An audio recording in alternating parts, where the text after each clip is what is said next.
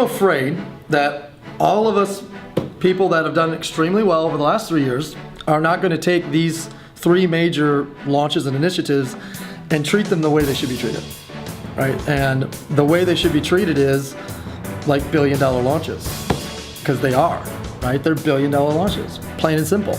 And I'm sitting here going, I know these are coming, we got to do something about it. I know they're coming, we got to do something about it. And then I look back and I said, shit, the reason for this is we're missing a pace car, plain and simple. In 2010, Kyle, you were the pace car. Everybody knew you were the pace car. Right. What's cool about it is, Jason and I were drafting you, as best as we could, right? It's like we were on your bumper as best as we could, and maybe you were pulling us, and maybe we were pushing you. Who knows? But you were the pace car. I'm looking at this next 12 months, and I'm saying, bottom line is I got to be the pace car. And more importantly, that I'm declaring that I will be the pace car. I'm gonna be the pace car for every single one of you guys. I'm gonna be the pace car for your team. I'm gonna be the pace car for the industry. And even with Ashley and I being at a fantastic income, right? We're making $3+ million a year off the commission, of the comp plan and everything else, and it's great, right? So there's got to be a reason why. And I have multiple reasons why that I personally want to do this. Ashley has her own reasons why, but for me, the few reasons that I can think of, number one is that I'm pissed off, right? I realize that I'm driven through different things than other people are driven by. And I've read every book that you guys have all read and that we all talk about. I've read Think and Grow Rich 1,000 times, and I've read everything. And I've come to the conclusion that I disagree with a lot of the different personal growth things out there. Where it's always got to be happy, clappy land, and you always got to be positive, and always got to be. Most of our people that have succeeded were driven through a negative driver. They weren't driven through a positive driver. And I look back at my own past, I'm like, I was driven through negative antagonists, right? I was driven through antagonists, and maybe I just haven't had an antagonist, and I've found my antagonist, right? My antagonist is there's enough people in the industry that are just chirping, right? And the more they start chirping, the louder they get, so they can out chirp each other. I've been sitting back here going, wow, I haven't been in the ring in 12 months, right? Of course they're chirping. I've allowed them to chirp because I haven't been in the ring defending, our title as the number one company out there. And so I'm pissed. There's been enough chirping that I've got a chip on my shoulder. The bottom line is we've got another 3 championships in us. And I don't think that, I know that. I know without a shadow of a doubt that we have another 3 championships left in us as a team, as a company. And my number one driver is I want to be able to look back and say, you know what? It was on me for not being the pace car, and it was on me for not getting in the ring. And then I got in the ring, and it turns out we had a lot left in us.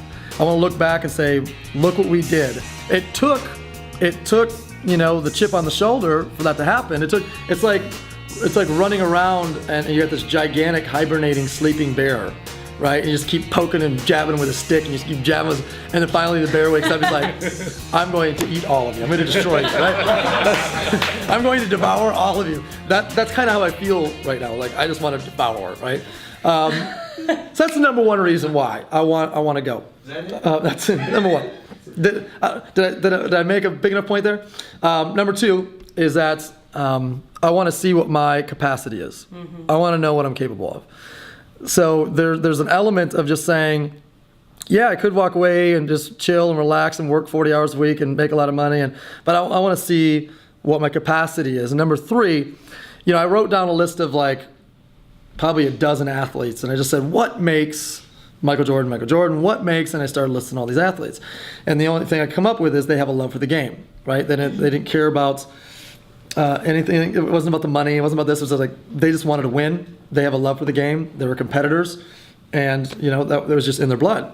And so here's what I'm gonna do. I'm going to hit reset as if this company doesn't exist, as if we have no sales, as if we don't have anything, like we did 3.5 years ago, right? And I'm gonna come at this guns blazing, and I'm gonna go and find out, do I have anything left in the tank? Do I have it? Is the industry right? Is the run over? Is nobody wants our opportunity? No, you can't be as successful anymore there, or you've missed it. And I'm gonna go prove everyone wrong. I'm gonna go grab a bunch of new people and just start popping people to rank and popping people to rank and popping people to rank. And you know what's gonna happen? Everyone in your team is gonna respond to it. They're gonna respond to the pace car, and they're gonna go crazy. And they're gonna start popping rank again. They're gonna start advancing. They're gonna be bringing people to the table like they haven't done in a year, because they've been waiting for someone to lead. And I apologize to you guys for not leading with the way that I'm capable of leading, and that I know I'm capable of leading, which is from the front. But unfortunately, that was at the end of the day shortcutting, and there is no shortcut, to legendary. So that's why I have you here. That's why Ashley has you here. We're gonna make a second run. Here's my perspective. I am prepared to do it without anybody. That's my preparation. I've come into this saying, if I've got to do this with Ashley and no one else, I'm prepared to do that. But that's not what I want to do.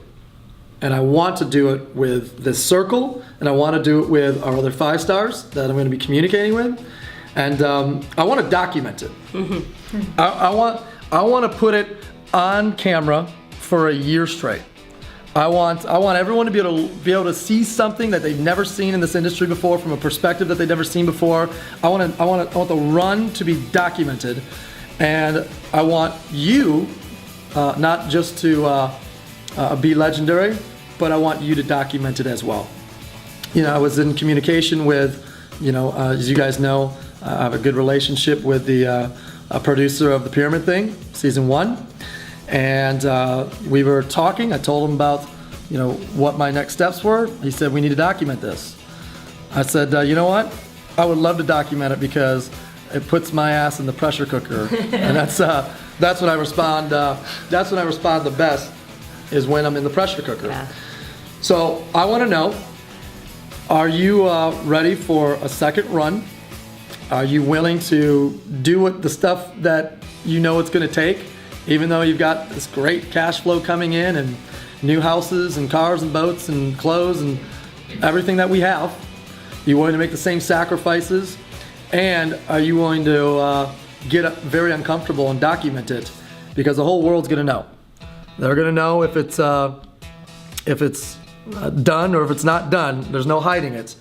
And you were specifically selected by Will for who you are, and what you've done, and what your family is like, and he just wanted to shoot you. So I wanted to meet with you guys first before we pass that opportunity on to others. So it's a 2-part question. Are you with me? Do you want to run? And are you ready to document it? Because it's game on.